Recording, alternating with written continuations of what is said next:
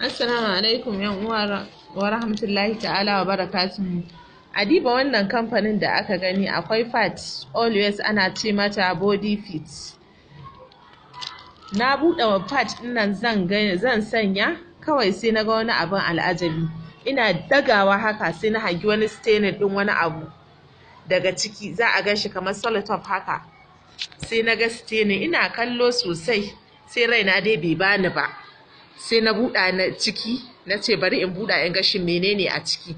Ina buɗawa na fasa fat ɗin na gani a ciki sai na ga wani garin chemical an barbaɗe shi daidai setin inda zaka sa private fat ɗinka. Ku diba ku gani dan Allah dan Annabi bayan Allah ku diba ku gani chemical ɗin da ke ciki. Kun gani kun ga garin. Allah Ubangiji ya tsare mu dan Allah ya sharing ɗin wannan bidiyo. Allah ya tsare. Kun gani seti inda mutum zai sa private fat din shi a setin chemical din yake baka lura da abin kamar solotop ne haka.